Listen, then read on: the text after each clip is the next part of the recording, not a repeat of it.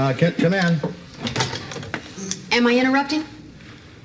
Well, I was sort of on a roll, but go ahead. There's a maple syrup man out front. A what? That's what he says.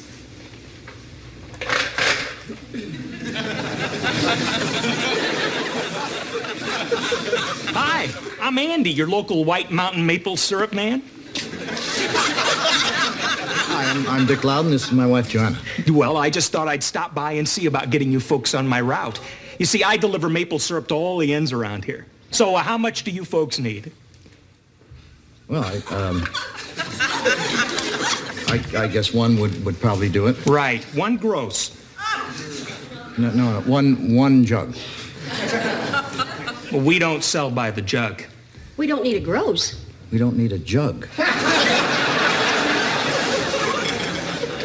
Dick. Let me explain something to you. This is Vermont. I'm with you so far. You see, people come here from all over the country, all over the world, and they don't leave without picking up some maple syrup. You see, it's a tradition. Be like going to the beach, not picking up a shell. Going to the moon, not picking up a rock. Going to... That's all right. I think I see where you're going. Honey, maybe we could give them to our guests as mementos of their visit. Oh, better yet, you sell it to them. I mean, this stuff goes like hotcakes. Or on them. Don't laugh, it's an old joke. You make it hard.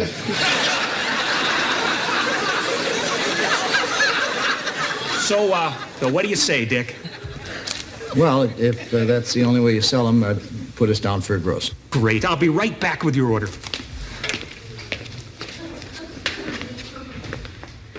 You think I was had? Why? Because you bought 144 jugs of syrup? I guess not. Hi, guys. I came over to see if your heat's working. It's working fine. Mine's out at the cafe. I just wanted to see if it's out all over the block. You mean like a heat out? Yeah. Any chance George could take a look at it? Well, he would, but he's getting ready for the health and safety inspector. There's going to be an inspector in the area? Tomorrow. Uh-oh, we are all in trouble. Don't start, Kirk. Dick, these inspectors are brutal. They live to close down places like ours. Dick, he could have a point. Joanna, you can't believe anything this man says. What are you talking about? You said yourself you're an habitual liar. And you believe that?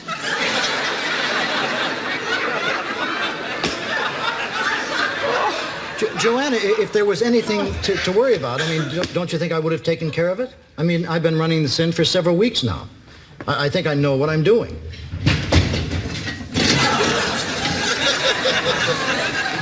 Here you go, Dick. Where do you want it?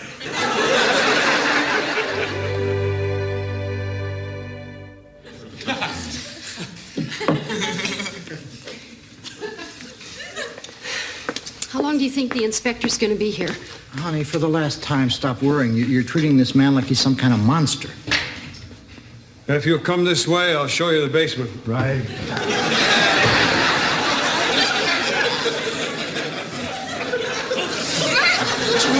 How's it going?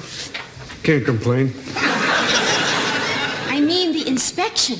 Oh, well, so far so good. He's not what you'd call real sharp. Half of the things he found wrong, I had to point out to him.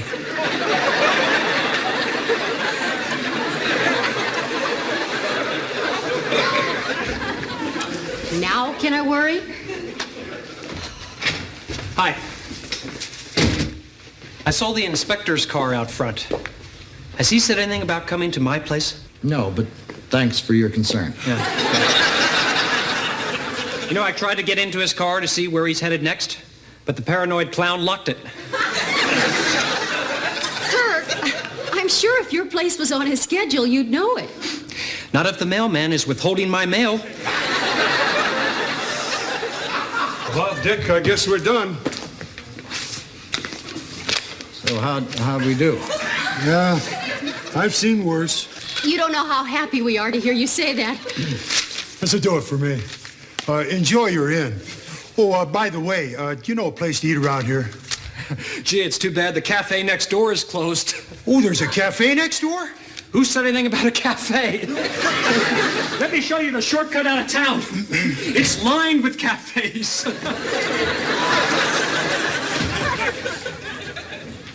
Excuse me, could somebody help us with our luggage?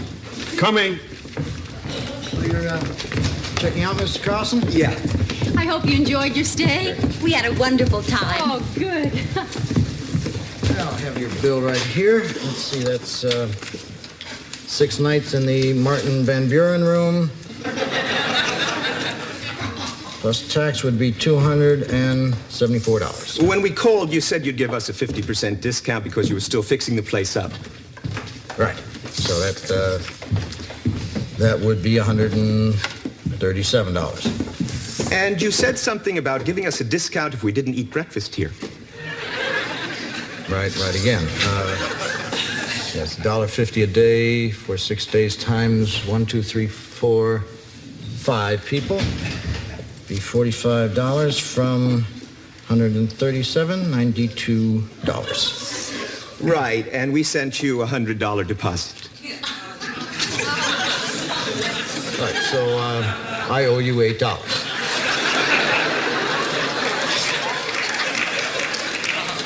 Honey, do you have any money on you? How much are your jugs of maple syrup? Funny you should bring that up. They're 3 for $8. Fair enough. I'll come back real soon. Hope you enjoyed your stay. I got all your bags in the car. Oh, thank you. There you go.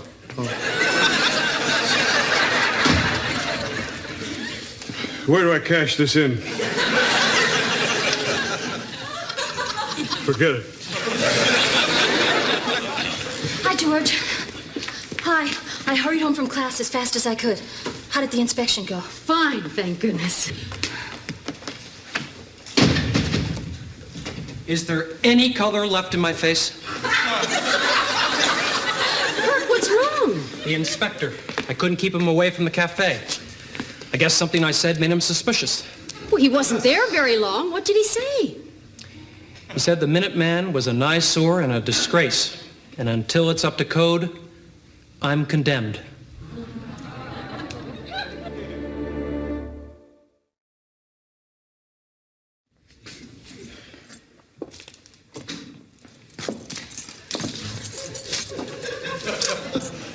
Well, this is it. Now you know why I've never invited any of you over here. I don't think we're not grateful. The electricity still works. If you're cold, I could plug in the toaster oven. No, that's okay. Kirk, where'd you get all this stuff? Oh, here and there, it's mostly cheap junk. I try to push on the tourists. See anything you like? I ate a ton at the Minuteman Cafe. You sell these?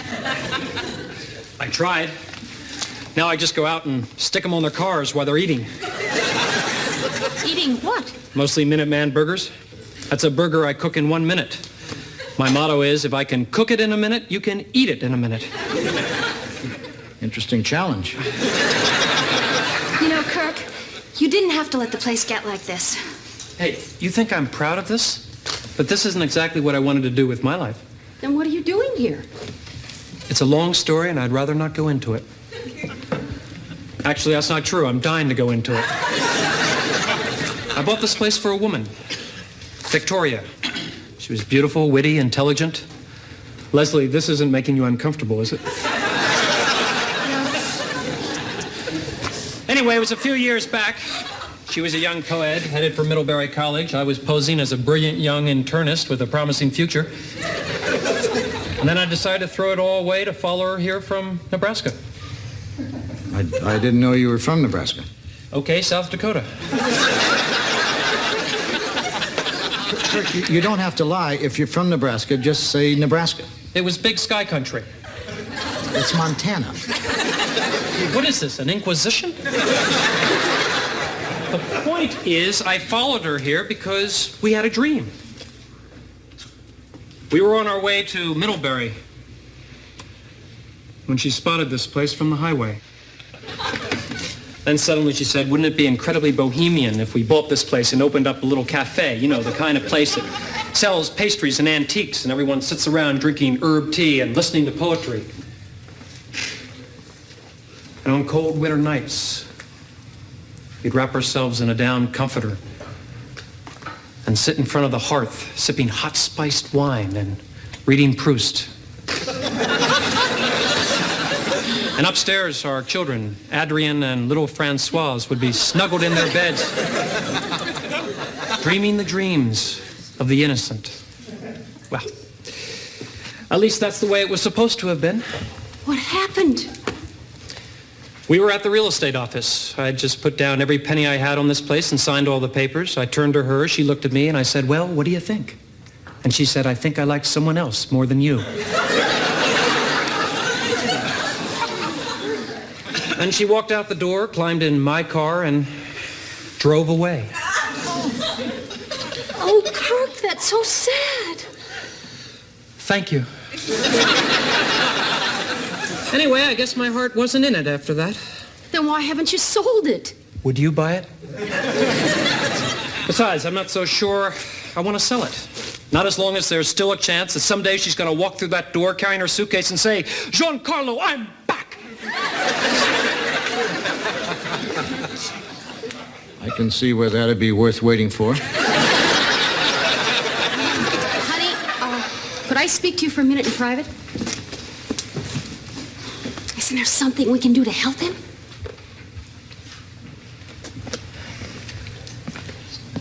Kirk, what would it take to fix up the cafe? A lot of time and hard work.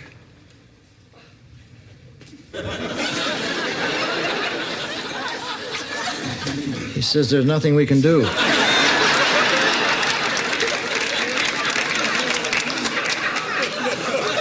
There's gotta be. Well, I bet if we all pitched in, we could get the Minuteman back up to code in no time at all. Would you be willing to help, Leslie? Absolutely. And I know George wouldn't mind. Joanna, could I talk to you for a minute? Dick, before you even start, remember you told me one of the reasons we moved here was for the sense of community. Neighbors helping neighbors. Remember that story you told me about the old days? How when somebody's barn would burn down and everybody would just jump right in and pitch in and help rebuild it? You want to burn this place down? Fine. Dick, we can't just abandon him. I guess you're right. Kirk, we've decided to help get the Minuteman back up to code. You do that? For me? Apparently. That's wonderful. But you have your own problems. When would you ever find time to help me? We'll make time. How does tomorrow afternoon sound? The morning's out, right?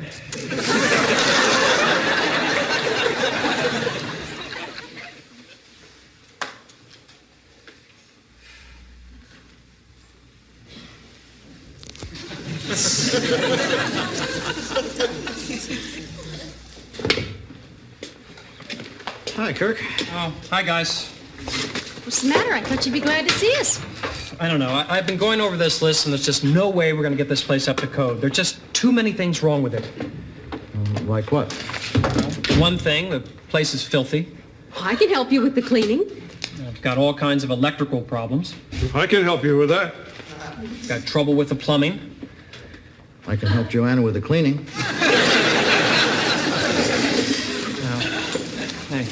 Hey, listen.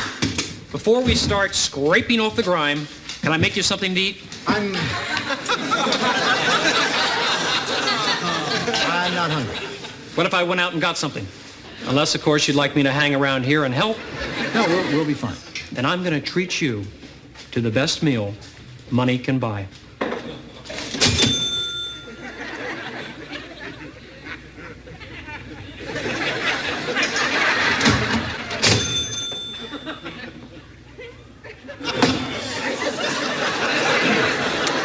You need a little money, Kirk? Just until I get my tax refund. What about them? They don't eat? Back in a flash. Well, this should be easy to fix. Good. Anybody know what it is?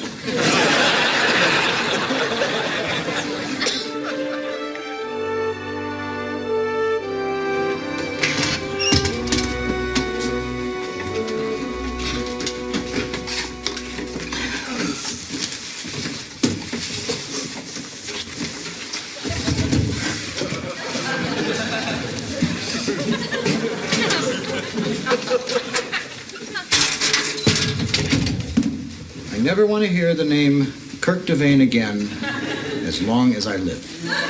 Dick, just take it easy, honey. I'm sorry, I can't help it. I mean, we work our tails off trying to fix up his cafe, and then he pulls something like this. We don't know that Kirk's pulled anything. He left at 8:30 in the morning to get us breakfast. It's now night.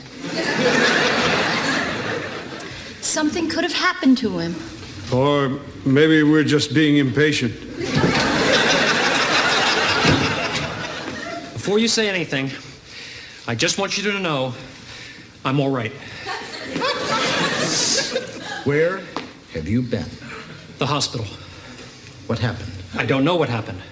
All I know is I went out to get you something to eat, and the next thing I remember, I was on a gurney, and they were wheeling me out of an operating room. You're trying to tell us you had surgery this afternoon? Of course not, Dick. If I had surgery, I wouldn't be here. Fortunately, as they were about to go in, the test came back negative. Anyway, I got back here as soon as I could because I knew you wouldn't be able to sleep wondering what happened to me. And because you have my keys. And you really expect us to believe that story? If you don't, you can call the hospital.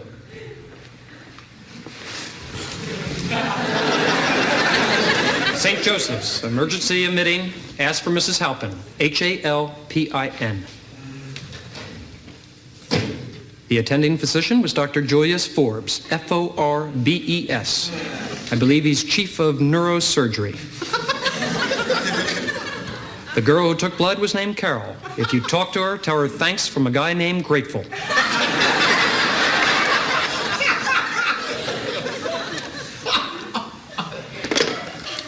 I suppose it's possible. Good. I'm sorry this happened, but I don't want you to worry. Tomorrow I'm going to be there bright and early helping you guys out. It's done. What do you mean? We finished it, the whole cafe. We worked all day. We got it back up to code. Is that right? Uh-huh. It's all straightened up and ready for inspection. Yeah, it's so clean you could eat over there.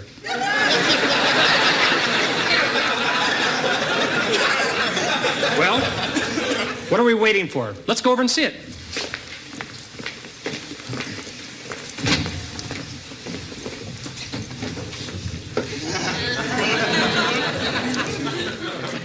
Let it go, Dick.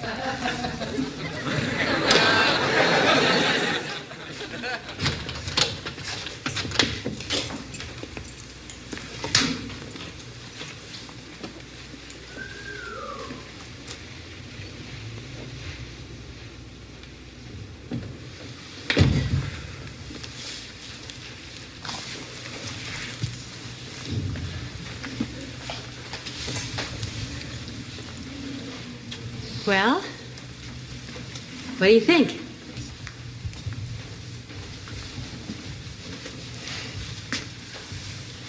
I don't believe you did this. It was mostly just a little cleaning and straightening. Cleaning and straightening. I could have had strangers come in and do that. This is different. This says friends were here. We're glad you like it. Gee, I got to tell you, I really didn't expect this. I wish there was some way I could show you how much I appreciate it.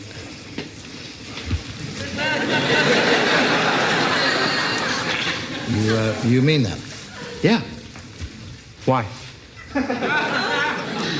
If you really value our friendship, you can prove it. How? Stop lying. No more excuses, no more phony stories, just stop lying. To you or everyone? It's not that I don't want to. I'm just not sure I can do it. Kirk, nobody's gonna hate you for being honest. That's what real friends do. They accept you for what you are. Even if it's not pretty. And that's what you all want me to do. Well, I guess I owe it to you. Okay, starting right now, the truth.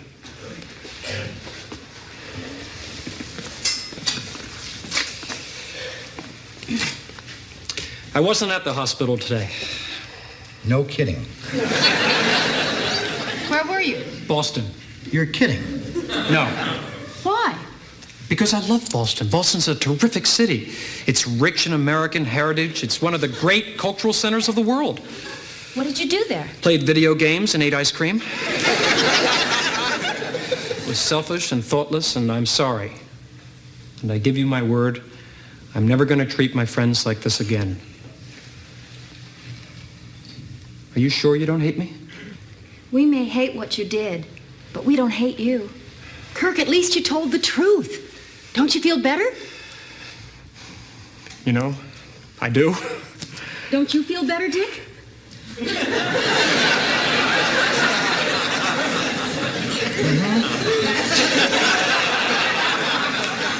This is unbelievable.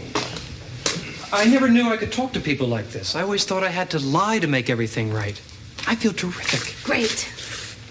I feel so good. I want to confess a few more lies I've told you. I've never played Major League Baseball. I've never lived in Athens. And I've never helped Elvis get dressed. God, what a feeling this is. It's incredible. I feel so good, I have one more confession to make. What's that? This place was never really condemned. I mean, I got scared, so I made the whole thing up. God, I love you people so much. Champagne on me!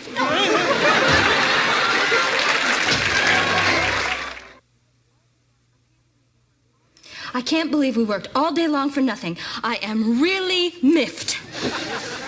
I'm livid. I think when Kirk comes back, we should all tell him how we feel. He's not coming back. I mean, the man walked out when we were cleaning his cafe. He's not coming back with a bottle of champagne. Hi, guys. Hi, guys. Where's the champagne you said you were going to get? I got it. Don't start, Kirk. No, really. I bought the best bottle I could find. $65. I'm warning you. The guy let me charge it. Where is it? Wouldn't you know it? I was on my way back, and what do you think I was stopped and asked to do?